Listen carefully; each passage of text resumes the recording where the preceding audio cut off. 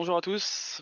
Donc, le programme du webinaire du jour, on va parler de 3 points spécifiquement. On va démarrer tout doucement par, quels sont les enjeux en 2020 pour un directeur commercial, notamment, dans l'équipement aussi d'une solution de marketing automation.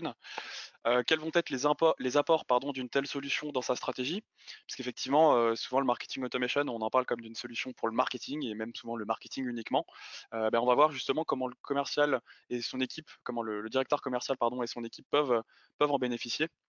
Et puis, on terminera par des cas, très concrets, hein, des scénarios à mettre en place, en partie de prospection, en partie de gestion de base de prospects avec le marketing automation, complètement à destination de l'équipe commerciale. Voilà. Avant de démarrer, on va commencer par se présenter, se représenter pour ceux qui étaient là déjà la semaine dernière. Hem, En démarrant donc tout doucement par Webmécanique, quelques mots, hein. Société fondée en 2012, on est éditeur de logiciels open source français, de logiciels de marketing automation, donc basé sur la plateforme Mautic. On en est, pour l'instant le premier contributeur mondial et du coup entre, l'équipe qui est située majoritairement à Annecy, et les développeurs de la communauté Mautic, on est à peu près 300 aujourd'hui, dans le monde. Au-delà de ça, on propose la solution au travers d'agences revendeurs et d'entreprises utilisatrices. Et notre statut d'entreprise française nous permet aussi de revendiquer une totale conformité RGPD, ainsi que l'hébergement des données bien sûr en Europe ou dans le pays de nos clients. Voilà. Hervé, je te laisse te présenter un petit peu Oui. pour Donc, Yellowbox et pour Dimo Software. tout à fait. Donc, Dimo Software, société créée en 1995. Et dès 96, nous avons démarré notre activité CRM, donc expert sur le CRM depuis plus de 24 ans maintenant. En tant que Dimo Software, nous sommes à la fois éditeurs, intégrateurs, distributeurs de solutions de gestion. Nous sommes 100% français comme nos amis de chez Webmécanique. Sur la partie CRM plus particulièrement, donc plus de 1500 projets CRM qui ont été menés sur divers outils. Des outils donc que je disais hein, de distribution, mais depuis une dizaine d'années maintenant, nous sommes aussi éditeurs de la solution Yellowbox CRM, dont les développeurs sont sur la côte basque, à Biarritz, Bidart, Anglet. Voilà, le groupe DIMO, c'est quoi? C'est 420, approximativement à 420 collaborateurs, 8 domaines d'activité, donc qui vont de la note de frais à la gestion de maintenance, à tout ce qui est finance et dématérialisation de processus, le CRM bien entendu, et tout ce qui est également donc autour de la comptabilité, les liasses fiscales, la gestion des congés, et j'oublie la partie business analytics, donc tout ce qui est pouvoir plonger dans les données et faire des statistiques. Voilà, nous sommes sur tous les continents hein, et nous avons 6000 clients, dont 2 millions d'utilisateurs qui sont hébergés dans notre centre d'hébergement qui est situé à côté de chez nous. Voilà, cette implantation à l'international, donc Toronto, Montréal, Madrid, Kuala Lumpur, et ensuite donc nous avons Nantes, Biarritz, Paris et Lyon. Ok, bah, un super éventail et puis comme ça en plus on voyage un petit peu C'est ça. avec les différentes implantations. Donc au niveau des enjeux d'un directeur commercial en 2020, comme je vous le disais, on parle de marketing automation, mais le marketing automation ne va pas rester uniquement focus équipe marketing. Elle a pour vocation quand même de servir cette solution, ce type de solution à toute l'équipe commerciale aussi, puisque on va souhaiter, dans les enjeux d'un directeur commercial en 2020, travailler de plus en plus en collaboration entre le marketing et le commerce. On a tout le temps le cas, on l'a tous vécu dans plein d'entreprises, du marketing qui monte plein de plans, fait toute sa stratégie de contenu, et ensuite, lorsque les leads générés par cette stratégie de contenu arrivent au commerce, bah, le directeur commercial se retrouve avec beaucoup de leads, une dizaine, une centaine, un millier des fois, et qu'aucun, souvent, ne correspond véritablement à la cible du directeur commercial parce qu'il n'y avait pas d'alignement véritable entre le marketing et le commerce. Là, l'outil justement va desservir complètement cet objectif, va justement permettre au marketing de mettre en place la stratégie réfléchie par la direction commerciale au travers bien de scénarios, d'emailing, etc. Ainsi, on va vraiment créer un parcours global, hein. L'objectif justement, c'est pas d'avoir cette rupture en plein milieu, c'est de pouvoir avoir un lien entre les leads générés par le marketing et ceux qui seront ensuite traités par l'équipe de commerciaux et la direction commerciale. Voilà. Donc on a vraiment tout ce traitement depuis la génération du lead son arrivée sur le site, son arrivée sur les réseaux sociaux par exemple, jusqu'au closing, après 3 mois de nurturing et puis 1 mois dans le CRM avec des échanges commerciaux par exemple. Voilà. Un autre enjeu majeur d'un directeur commercial en 2020, c'est de pouvoir tester aussi des nouveaux leviers digitaux de prospection. Alors en ce moment, encore plus, j'ai envie de dire, avec le confinement où même autour de nous, on constate qu'il y a de nouveaux leviers, beaucoup plus les webinars qu'avant, et que ces leviers digitaux justement vont être valorisables pour se démarquer aussi de la concurrence, se démarquer et renouveler aussi ses stratégies de communication. On va du coup compter aussi le gros hacking dont on parle beaucoup, bah, évidemment le marketing automation. Et puis dernier petit élément, dernier enjeu, je trouve qui était important à mettre en valeur aujourd'hui pour un directeur commercial, c'est souvent penser stratégie plutôt qu'outil. Et du coup un peu ça va un peu contredire mon élément précédent qui était d'aller chercher des leviers digitaux. Mais au contraire, mais justement, c'est pas tant le cas que ça. Souvent, on va se concentrer sur j'ai besoin de faire du marketing automation ou j'ai besoin de faire du gros hacking, mais on sait pas souvent pourquoi. On va se dire juste j'ai besoin d'utiliser ma solution de marketing automation ou j'ai besoin d'utiliser mon gros hacking, mais pourquoi? Et c'est là où souvent le pourquoi il est souvent vide de sens et c'est intéressant de pouvoir le challenger, de se dire pourquoi est-ce que j'ai besoin de marketing automation? Pourquoi est-ce que j'ai besoin de gros hacking? Parce que j'ai besoin d'aller toucher de nouvelles cibles, parce que j'ai besoin de traiter plus rapidement mes contacts, parce que j'ai besoin de libérer du temps à mes équipes marketing, parce que j'ai besoin de personnaliser mon discours, etc. Et c'est là où, justement, pour répondre à ces questions, on va aller s'équiper d'un marketing automation, on va faire du gros hacking, on va faire des réseaux sociaux par exemple, on va faire de la prospection via LinkedIn, etc. Voilà, c'est toujours pour répondre à un besoin. Pour ceux qui n'étaient pas présents, par exemple, dans le webinaire de la semaine dernière, je vous invite vraiment à aller consulter le replay justement pour voir à quel besoin on va pouvoir répondre avec du marketing automation et même une stratégie marketing, enfin une stratégie de marketing automation au sens large. Voilà. Je ne sais pas si tu as des éléments peut-être que tu souhaitais rajouter, Hervé, sur ces enjeux de directeur commercial avec plus un point de vue CRM. Non, c'est tout bon? Je crois qu'on ne t'entend plus, Hervé. C'est peut-être de mon côté. Ah, excuse-moi, oui, donc Oui, je c'est tout disais bon. que tu Voilà. ça va mieux avec le micro. Oui, je disais, c'est travailler la synergie entre nos deux outils. Donc, effectivement, pouvoir graber du lead comme ça et quand il est chaud, pouvoir le traiter dans le CRM pour le travailler, qu'il devienne prospect et derrière l'amener jusqu'au client. Donc, ça, c'est ce qu'on va voir juste après avec les segments, etc. Mais Mhm. c'est déjà très clair dans ta première explication. Mm. Super. Bah, du coup, c'est bien, on refait le lien encore une fois. La fracture entre le marketing et le commerce, des fois, elle arrive même au niveau des outils. Le marketing va gérer son automation ou son emailing, et le CRM va gérer, enfin, pardon, la direction commerciale et les équipes commerciales vont plutôt travailler dans le CRM. Et déjà, rien que là, on a une fracture entre deux outils. Il faut faire des échanges de fichiers, il faut travailler sur les formats, s'accorder sur les valeurs, etc. Et on perd déjà beaucoup de temps.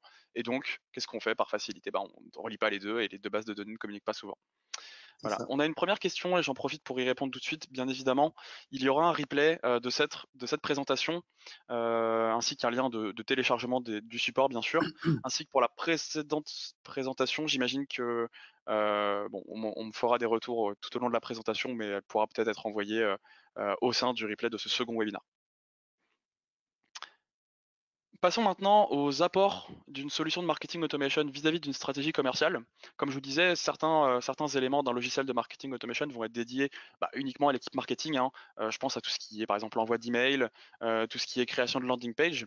Mais on va aussi voir qu'une telle solution peut avoir pas mal d'avantages pour une équipe commerciale, une direction commerciale. Voilà.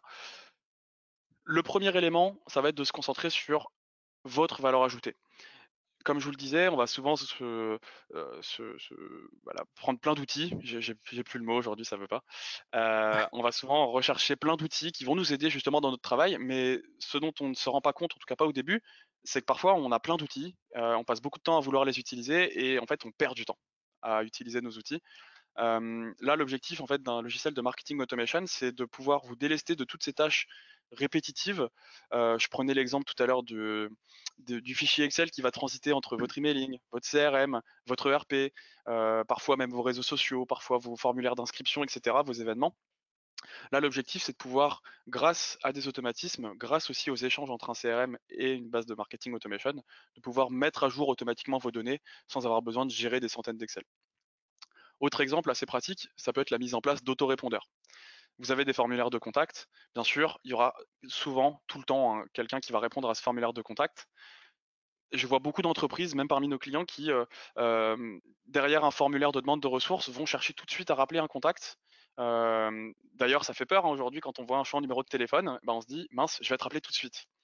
Des fois, c'est le bon moment parce que la cible, et la ressource qu'on met à disposition est très mature, très avancée, donc on est sur quelqu'un qui est très proche de l'achat. Mais des fois, on est sur quelque chose qui va être plutôt de la découverte et rappeler tout de suite, bah, ça veut dire prendre une demi-heure sur un commercial qui va préparer son appel, qui va appeler et même parfois qui va malheureusement se faire accrocher au nez. Donc l'objectif aussi, c'est d'automatiser, toutes ces petites tâches récurrentes et peu intéressantes, pour vous, vos équipes. Et voilà, on le voit encore une fois avec les scénarios. On a pas mal d'exemples. J'ai parlé des autorépondeurs, mais ça peut aussi être géré tout ce qui est relance, tout ce qui est prospection, tout ce qui est même réactivation de base. Vous avez une base qui, voilà, ça fait un an et demi qu'elle n'a pas trop bougé. Ben, vous allez peut-être lui faire un petit email. On connaît les classiques, est-ce que vous êtes toujours là, qui sont pas très intéressants, mais que vous allez peut-être solliciter. Vous étiez intéressé par notre produit en 2019 qui avait telle fonctionnalité, bah regardez en 2020 ce qu'on a ajouté dessus. Voilà, et qui va intéresser vos contacts sans prendre de temps à vos commerciaux. Et puis, s'il y a des retours positifs, je prends l'exemple de la réactivation, eh bien, ils reviendront vers vous, ils ouvriront vos emails, ils cliqueront dans vos liens, et là seulement, à ce moment-là, on sollicitera un commercial. Plutôt que de solliciter pour 100 personnes, on va le solliciter pour 5 ou 10, peut-être 20 si on a de la chance, et, euh, et tout de suite, on est certain que quand on va décrocher le téléphone, bah, la personne sera super mature, elle sera prête à nous écouter, et elle nous raccrochera pas au nez, surtout. Deuxième aspect qui me semble intéressant à voir en tant que commercial avec un logiciel de marketing automation, c'est aussi la capacité à personnaliser. Ça, c'est un élément où on insiste souvent dessus, même en tant que commercial, c'est personnaliser notre discours, s'adapter à notre contact. Quel est son budget? Quel est son projet? Quel est le produit dont il a besoin? Et ça, bah, c'est chronophage, c'est hyper chronophage de devoir retrouver quelle est l'offre exacte qui va lui correspondre, quel est le produit exact qu'on va lui proposer. L'avantage, en fait, c'est qu'un logiciel de marketing automation, bah, ça reste une machine par rapport à un humain, et donc on va pouvoir lui donner des critères précis à suivre, à surveiller, pour se dire si j'ai un contact qui correspond à ces 2 ou 3 critères, télécharge une ressource, a ouvert un email et a déjà soumis tel formulaire par exemple, alors je vais lui proposer mon offre A, mon offre B ou mon offre C par exemple. On a évidemment, on n'aura pas la capacité forcément de traiter 100% des demandes différentes, et heureusement, ça nous permet quand même de pouvoir traiter tous les petits à côté et tous les cas très très spécifiques. Mais pour la grande majorité de vos contacts, souvent c'est 90 voire même 95% de vos contacts, ils rentreront dans 2, 3 ou 4 cases. Et c'est là où on fait le lien même avec les personas. En fonction du persona, en fonction de la maturité de vos contacts, vous pourrez très facilement personnaliser le message et éviter les classiques envois d'email à tout le monde avec un taux d'ouverture ridicule. Là, l'objectif, c'est de dire, plutôt que d'envoyer la même réponse à tout le monde, vous envoyez une petite version en fonction de ce que vous connaissez de vos contacts, et vous êtes capable tout de suite d'intéresser vos contacts avec les sujets qui les intéressent. Voilà. Et pour ça, comment connaître ce qui intéresse mes contacts? Grâce au champ personnalisé, grâce au comportement. Donc on va mélanger aussi bien les données provenant de votre CRM. Ici, votre commercial met à jour son CRM Yellowbox, par exemple, va modifier le champ personnalisé d'un contact en mettant ville égale Paris. Et bien peut-être que demain, vous allez pouvoir l'inviter à votre événement sur Paris. Autre exemple, un prospect qui devient client et qui devient client de votre produit A, par exemple, eh bien vous allez l'informer, voilà, comment bien démarrer avec votre produit A. On automatise l'onboarding, on automatise le démarrage sur ce produit A, et en plus on parle directement du produit A. On ne va pas redemander, dire bonjour, je suis le même account manager pour tout le monde, comment ça se passe, quel est le produit que vous aviez pris, etc. On va personnaliser le message et gagner un petit peu de temps. Et puis on va prévoir voilà, toutes les options en fonction du niveau de maturité, en fonction de notre produit, euh, avec en fonction des données dont on dispose, soit une redirection vers le commercial, dans le cas d'un prospect chaud, soit plutôt le nurturing via le marketing automation. Voilà. Et le dernier point qui va intéresser pas mal une équipe commerciale, c'est aussi la possibilité d'analyser, d'optimiser surtout les campagnes marketing, et notamment les campagnes marketing qui vont desservir la stratégie commerciale, enfin servir pardon la stratégie commerciale. On en parle souvent quand on est plutôt emailing. Là, je vais prendre la stratégie marketing d'ensemble. L'objectif d'une solution de marketing automation, c'est aussi de pouvoir planifier des scénarios dans le temps et non plus des envois d'emailing en one shot où on se dit bah, je corrigerai la prochaine fois. Là, l'objectif, c'est d'avoir une campagne qui parle à tout le monde, peu importe le moment où le contact arrive dans votre solution de marketing automation, qu'il ait soumis un formulaire en janvier, en mars, en juin ou en décembre, eh bien, il participera à un scénario que vous aurez choisi en fonction de la personnalisation, en fonction des automatismes. Et si jamais vous vous rendez compte qu'à une étape de votre scénario, il y a une étape qui coince, qui convertit moins, il y a un email qui n'est pas très intéressant, bah, vous pourrez modifier uniquement cet email et dès demain ou dès maintenant finalement, les prochains contacts qui rentreront dans votre scénario auront déjà cet impact positif que vous aurez remarqué. Et si quelque chose marche bien, bah, c'est même l'occasion de le reproduire dans tous vos scénarios. Voilà. Et pour cela, on va pouvoir le suivre soit de manière très synthétique, des exports de tableurs, soit de manière très détaillée, à savoir croiser des données, quelle part de mes clients de région Rhône-Alpes ont ouvert mon email et se sont ensuite inscrits à mon webinaire. Et souvent, c'est ce genre de statistiques qu'une équipe commerciale va rechercher pour connaître l'efficacité des campagnes marketing et savoir si bien sa stratégie commerciale est la bonne et si la stratégie marketing va vraiment aider la direction commerciale. Voilà. Et c'est là où on fait vraiment le lien en fait entre les deux. On n'a pas juste des taux d'ouverture et juste des taux de conversion. On a vraiment un mélange de A à Z. Quelle part de mes contacts provenant de ma stratégie de ma base marketing ont finalement été convertis en clients. Voilà. En termes d'interaction entre le CRM et le marketing automation, on va pouvoir les résumer avec quatre différentes interactions. Hervé, je te Oui, laisse nous en parler. tout à fait, ouais. Alors comme tu le disais tout à l'heure, fort justement, on peut avoir tout un tas d'outils. Ce qu'il faut veiller, c'est veiller à ne pas perdre du temps à avoir des bases disparates et qui travaillent bien chacune dans leur coin sans aucune jonction. Donc là, j'ai pris typiquement un exemple qu'on connaît un tantinet, hein, qui est comment connecter mon Yellowbox CRM préféré avec mon web mécanique préféré. Donc par exemple, lorsqu'on installe une synchronisation entre nos deux outils, comment ça se passe? On va tout d'abord initialiser la base avec les prospects, suspects qu'on a dans notre CRM pour les basculer côté marketing automation, si on veut les suivre également. Du côté du marketing, marketing automation, tout ce qui se passe, comme le disait tout à l'heure, donc Émeric, comme tu le disais, à partir d'un certain niveau, on peut dire maintenant il faut les traiter plutôt physiquement que digitalement. Et donc on va les basculer dans la base des leads ou des contacts, selon le choix qu'on fait, pour pouvoir être qualifiés, traités, etc. Ça, c'est la première jonction qu'on va avoir, initialisation et redescente du marketing automation. Également, comme tu le disais tout à l'heure, on va profiter de la qualification du CRM pour pouvoir jouer des scénarios ou avoir des automatismes différents de l'autre côté. Donc, si on bascule sur, donc là, on va travailler sur les segments de contact et les données comportementales.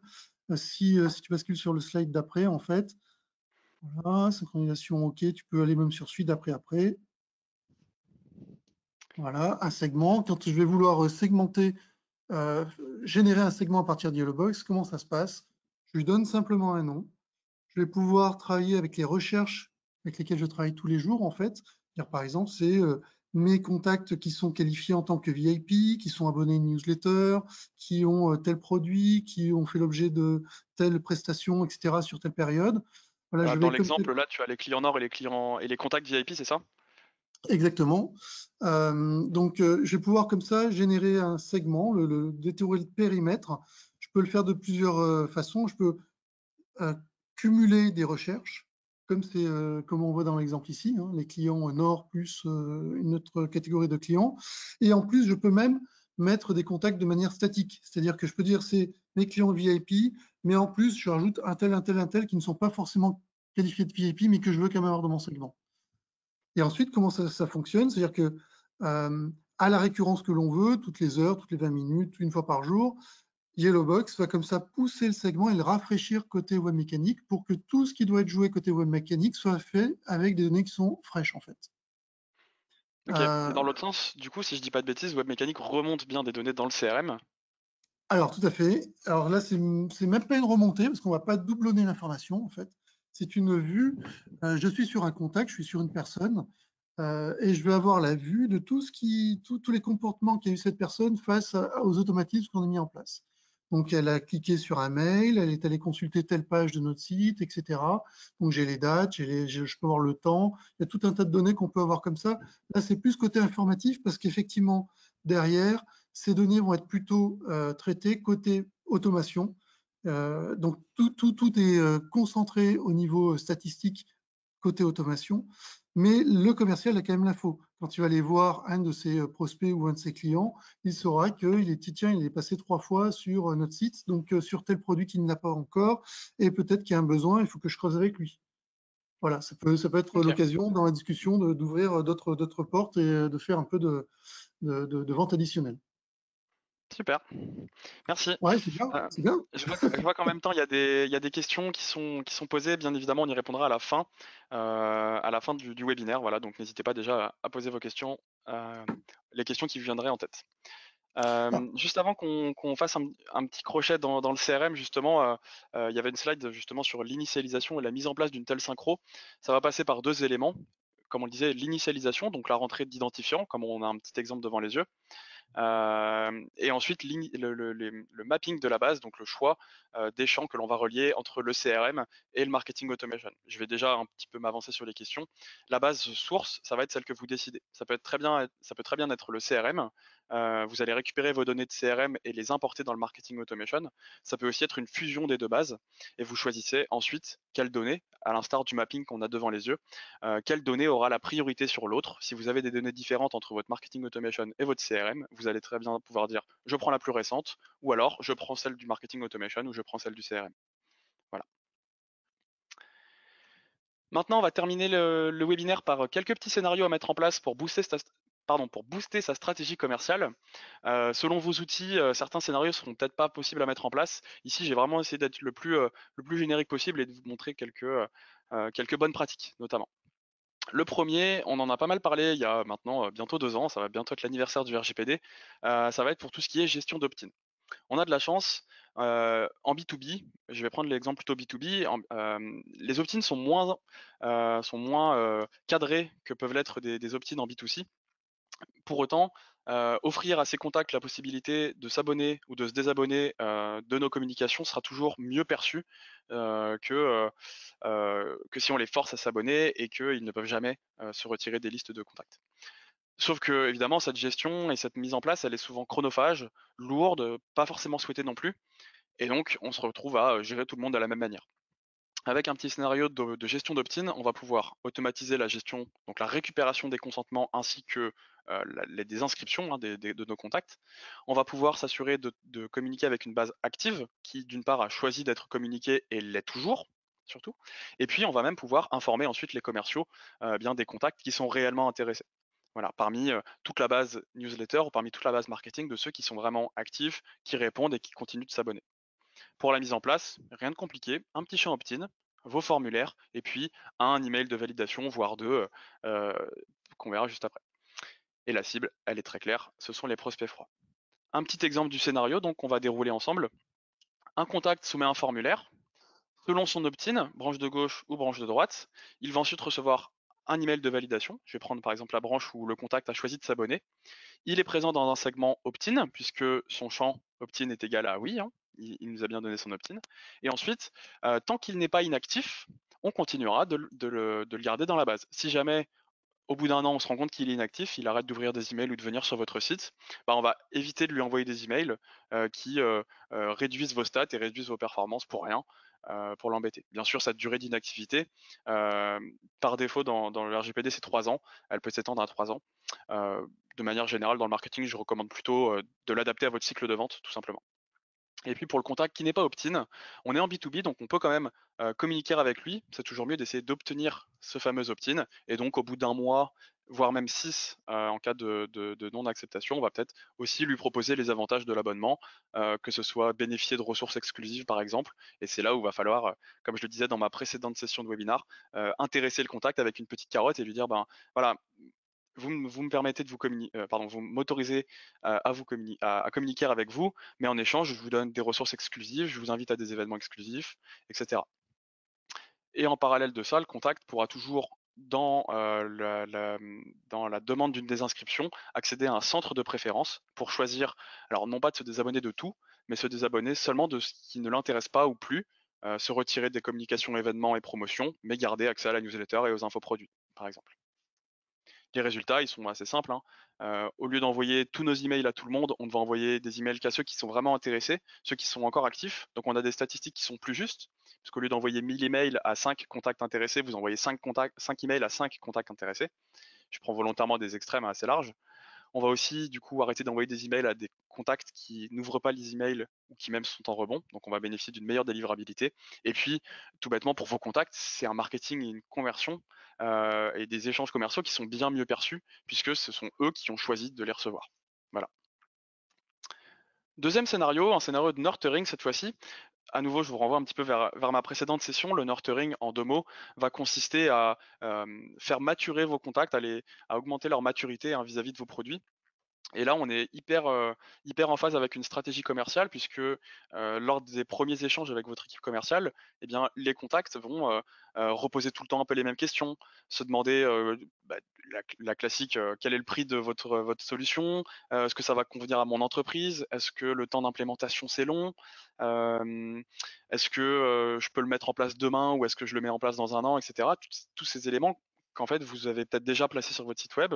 Vous avez peut-être déjà plein de livres blancs ou plein de cas clients qui en parlent et qui vont, si on les envoie à vos contacts, justement répondre à ces questions avant même que le contact les pose à votre commercial et le sollicite sur un rendez-vous de 2 heures qu'il ferait avec chacun de vos clients.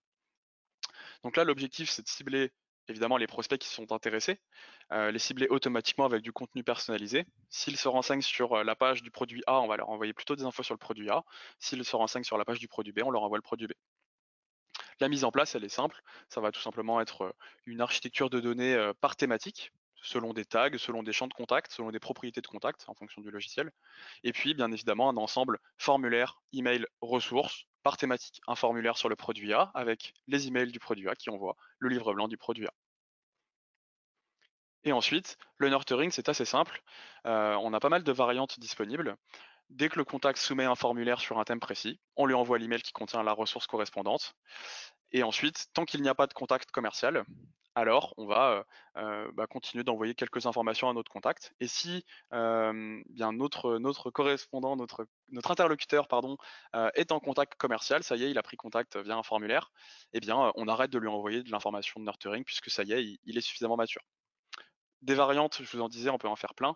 Ici, tant que le contact continue d'ouvrir, on va continuer de lui envoyer des emails. Si le contact arrête d'en ouvrir, il n'est plus intéressé, eh bien tout simplement on va arrêter. Et là encore, on reboucle sur la stratégie précédente qui consistait à n'envoyer des emails qu'à nos contacts intéressés. Les résultats derrière, encore une fois, une communication qui est efficace et qui est appréciée. On envoie des emails que sur les sujets qui concernent vraiment notre interlocuteur. On gagne du temps puisque les commerciaux ne sont plus sollicités pour n'importe quel type de contact, mais seulement pour ceux qui sont déjà matures, qui sont intéressés, qui savent déjà un petit peu ce qu'ils veulent. Et on peut faire un suivi même étape par étape qui va permettre des ajustements. Comme je vous le disais, si l'un de nos emails performe moins que les autres, l'un de nos formulaires est moins rempli, eh bien on pourra l'ajuster en fonction des résultats.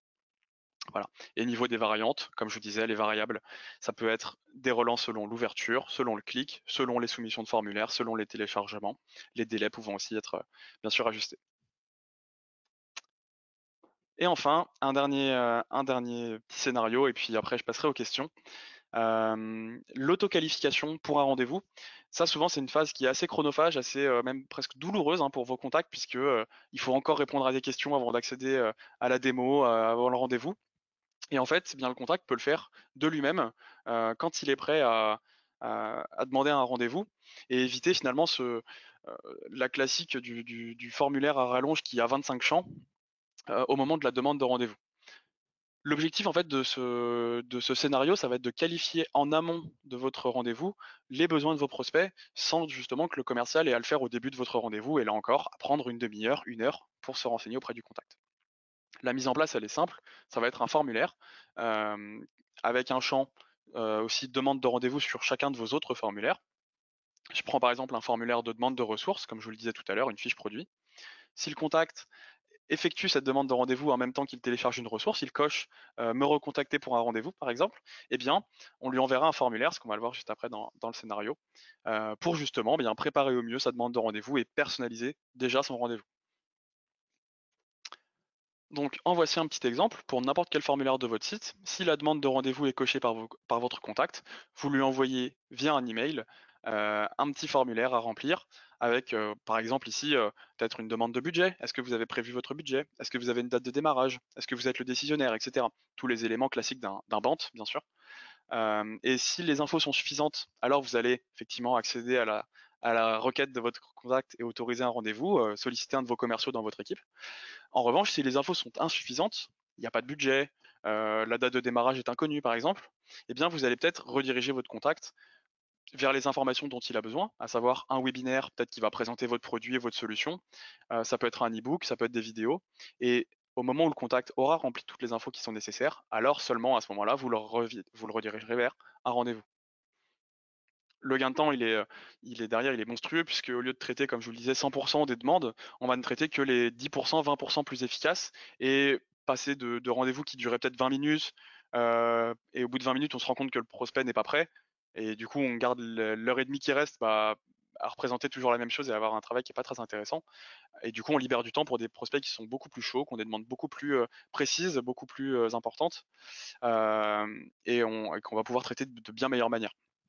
Et puis la partie qualification, bien évidemment, toute la prospection froide, le rappel par téléphone, et cetera. Eh bien là, l'objectif, c'est que vos contacts eux-mêmes le fassent quand ils sont prêts justement à, euh, à rentrer en contact avec vous et tout simplement à démarrer la relation commerciale.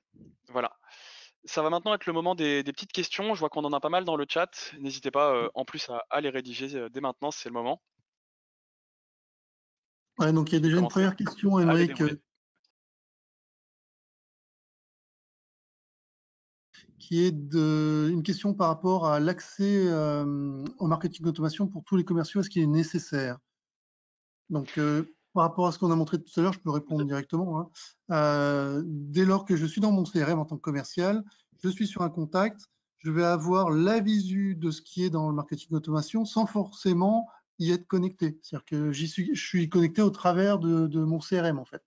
Il n'est pas nécessaire que tous les commerciaux aient un accès à Web Mécanique en l'occurrence pour pouvoir voir les comportements de chacun. Il y avait une autre question qui était sur quels sont les critères, est-ce que les critères du CRM, les critères de sélection sont faits dans le CRM? C'est ce qu'on expliquait tout à l'heure, hein. On peut remonter des critères via les segments et en fait, tous ces critères-là vont être mis en œuvre directement dans le marketing automation par les marketeurs. Par exemple, tu me complètes s'il faut, Oui, Émeric. exactement. Ouais, on va très bien pouvoir faire de la segmentation depuis le CRM. Par exemple, les commerciaux vont générer un fichier, comme tu l'as montré tout à l'heure, les clients du Nord qui sont VIP, exporter ce segment dans le marketing automation pour que le marketing puisse tout de suite faire un emailing dessus. Ou à l'inverse, depuis le marketing automation, en fonction de la base de données présente dans le marketing automation, même principe selon des critères, selon des filtres, créer un segment justement dépendant des critères du marketing automation, de votre base de marketing automation. Tout à fait. Il y a une autre question, mais je pense y avoir répondu tout à l'heure, qui était sur la synchronisation des bases Mhm. avec des données fraîches du CRM. Donc effectivement, à une récurrence que l'on règle, on peut comme ça remonter les segments pour que les données soient fraîches en fait côté web, web mécanique. Effectivement. Mm. Euh, Dernière question, je vois, est-il possible, enfin pour l'instant j'espère, dernière question, est-il possible de limiter les accès à certains usages? Oui, en effet, les commerciaux pourraient déjà ne pas avoir accès à la base de marketing automation et travailler surtout sur la partie stratégique en amont. Pour dire voilà, moi quand je souhaite, moi en tant que commercial, je souhaite récupérer des leads, je veux des contacts qui ont soumis au moins un formulaire, ont reçu au moins 3 emails et ont au moins 20 points, par exemple. Et ensuite, le marketing va mettre en place toutes ces stratégies dans le marketing automation, mais du coup, à aucun moment, le commercial n'a vraiment besoin d'accéder à ce marketing automation. Peut-être qu'il va juste récupérer les données dans le CRM, comme tu le disais, Hervé, Mm. et voir justement si le contact a bien soumis un formulaire, bien visité quelques pages, etc. À l'inverse, moi j'ai des cas aussi chez mes clients qui ont un commercial qui a accès à la base de marketing automation et fait ses propres scénarios pour son équipe, pour son usage. Là-dessus, il y a un petit peu de tout. D'expérience, c'est moins le cas. C'est vraiment beaucoup plus de la visualisation que de la mise en pratique. Autre Alors, question? lorsque depuis Automation, on constate qu'un prospect est chaud, comment concrètement les commerciaux le voient-ils dans le CRM? Il y a plein de manières de le mettre en place. Ça peut très bien être quelles sont les actions qu'a fait ce contact. Donc l'exemple que je donnais, c'était est-ce qu'il a soumis mon formulaire de demande de devis, par exemple, et tant qu'il ne soumet pas ce formulaire de demande de devis, alors il ne remonte pas dans le CRM, par exemple. Je peux très bien dire, voilà, mon contact, tant qu'il soumet des petits formulaires de demande de ressources, qu'il visite des pages, ça sert à rien de polluer le CRM avec ces genres de petits contacts pas forcément très chauds. On va peut-être attendre qu'il fasse une action, qu'il ouvre un email très précis ou qu'il soumette un formulaire très précis. Une autre possibilité, ça peut être de mettre en place ce qu'on appelle du scoring, c'est-à-dire valoriser l'activité, valoriser l'intérêt, valoriser le potentiel de nos contacts par des points. S'il visite une page, je lui donne 1 point. S'il télécharge une ressource, je lui donne 5 points. S'il soumet un formulaire, je lui donne 20, etc. Et quand il passe, disons, 30 points ou 40 points, alors à ce moment-là, je synchronise le contact dans le CRM. Dernière possibilité, sinon classique, si mon contact match certains critères ou atteint un certain niveau dans une campagne, dans un scénario, alors je vais peut-être envoyer un email soit au contact, soit au commercial pour avertir l'un et l'autre de rentrer en contact parce que il y a peut-être quelque chose à faire avec le contact justement.